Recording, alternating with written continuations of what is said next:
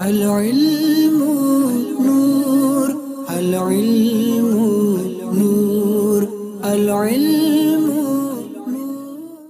الحمد لله الذي أبدع الأفلاك والأرضين والصلاة على من كان نبيا وآدم بين الماء والطين وعلى آله وأصحابه أجمعين أما بعد فأعوذ بالله من الشيطان الرجيم بسم الله الرحمن الرحيم. Bienvenue dans cette première leçon de la grammaire arabe, donc de l'essentiel du Nahaw. Et dans cette première leçon, nous allons voir les types de kalima, donc les types de mots isolés. Un mot isolé en arabe se dit kalima, d'accord? Un mot isolé en arabe se dit kalima, d'accord? Il existe donc trois types de kalima en langue arabe. Combien? Donc, trois types de kalima en langue arabe. Le premier, c'est le ism, d'accord? Le ism. Donc, en français, c'est le nom. Le deuxième, c'est le fi'l, d'accord? Le fi'l, donc le verbe. Et le troisième, c'est le harf, d'accord? Donc, ça, c'est la particule. Donc, le ism, donc le nom. Le fi'l, le verbe. Et le troisième, c'est le harf, donc la particule. Donc, on va voir donc le premier type de mot, c'est le ism, d'accord? Comme on a vu, c'est le ism. Donc, le ism, c'est un mot qui a un sens complet en lui-même, mais qui n'indique pas de temps, d'accord? Donc, il a un sens complet, mais n'indique pas de temps. Donc, il n'y a pas de notion de temps. Par exemple, kitabun, d'accord? Kitabun, qui veut dire le livre. Donc, en soi, ça a un sens complet, d'accord? Un sens complet, mais n'a aucune notion de temps. Le deuxième, c'est rajulun. Rajulun, pareillement, qui veut dire un homme, ça a un sens complet, mais aucune notion de temps, d'accord, n'est liée à ce mot rajulun. Le deuxième type de mot, donc de kalima en arabe, on a vu que c'est le fi'l, le verbe, d'accord. Donc c'est un mot qui a un sens complet, d'accord, un sens complet, et en plus, d'accord, comparé au nom, en plus comporte une notion de temps, d'accord, notion de temps en plus. Donc, il a un sens complet et une notion de temps. Le passé, le présent ou bien le futur. Par exemple, daraba. Daraba qui veut dire il frappa. Et ça, ce mot, il est au passé. D'accord? Donc, il frappa, sens complet. En plus de ça, la notion de temps qui est au passé. Yahmadou. Yahmadou qui veut dire il loue ou il louera. Pareillement, il loue, donc sens complet, il louera, sens complet. Et en plus de ça, la notion de temps, donc présent ou futur. Le troisième type de kalima, c'est le harf.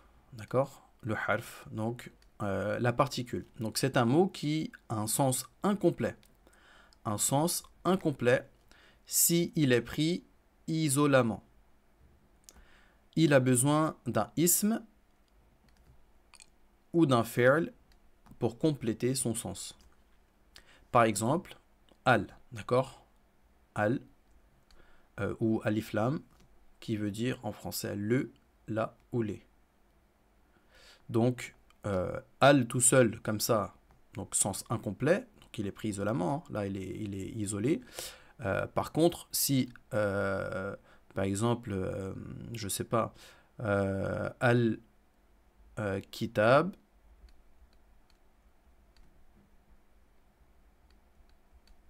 d'accord? Donc là, vous voyez le alif lam, d'accord? Désolé pour mon écriture. Alif lam suivi, donc attaché avec kitab, là, sens complet, d'accord? Donc là, le harf, c'est un mot qui a un sens incomplet s'il est pris isolément, d'accord? Donc là, tout seul, la particule al, c'est un harf. Ou qad. Qad suivi d'un fi'l aura un sens complet, mais qad tout seul a un sens incomplet. D'accord? Donc là, la particule suivie d'un ism, donc là, al suivi d'un ism, comme dans cet exemple-là, devient un nom. D'accord? Là, ça c'est un nom. Mais si al est pris tout seul, là, ce serait particule.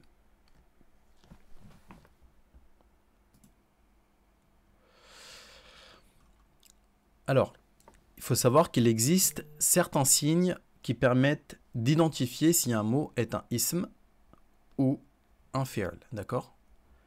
Donc il existe certains signes permettant d'identifier si ce mot-là est un nom ou est un fi'l.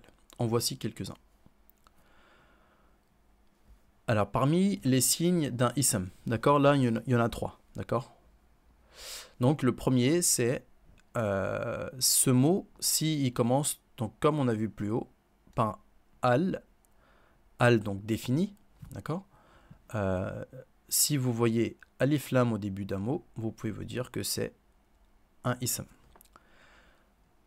Le deuxième signe pour reconnaître un ism, c'est si vous voyez cette lettre-là, donc le ta marbuta, à la fin d'un mot. Si vous voyez ça à la fin d'un mot, vous pouvez être sûr que ce mot-là est un ism. Le troisième signe, c'est si ce mot-là se termine par une tanwin. Une tanwin, d'accord? Tanwin, c'est quoi? C'est ça, donc c'est ce signe-là, ou ce signe-là, ou ce signe-là, à la fin d'un mot. Donc je vais reprendre l'exemple que j'avais donné plus haut. Donc le mot kitab. Le mot kitab, d'accord? Donc kitab, si je vois, d'accord, une tanwin à la fin, donc ça soit cette tanwin là, soit celle-ci ou soit celle-ci à la fin. Donc là, automatiquement, je me dis que ce mot-là est un ism. Voyons maintenant les signes d'un fi'l, d'accord, les signes d'un verbe. Donc là, c'est une erreur. Donc c'est pas se termine, mais commence. D'accord. Commence par un signe. D'accord. Si vous voyez cette lettre-là, donc le signe au début d'un verbe, d'un mot, pardon, ça sera considéré comme un verbe. Donc le signe, c'est la marque du futur proche. D'accord. Le deuxième signe c'est sawfa. Sawfa. Donc si vous voyez sawfa devant un mot, vous pouvez être sûr que le mot qui suit sawfa est un verbe. D'accord. Sawfa, pareil, c'est la marque du futur. Troisièmement, qad. Donc comme on a vu plus haut, si vous voyez qad, vous pouvez être sûr que le mot qui suit qad sera un verbe. Donc voilà pour les signes du ism et du fi'l. Et voilà aussi pour la leçon numéro 1. Donc je vous laisse faire les exercices numéro 1, 2 et puis 3. Et on se retrouve pour la prochaine vidéo. أقول قولي هذا واستغفر الله لي ولكم ولسائر المسلمين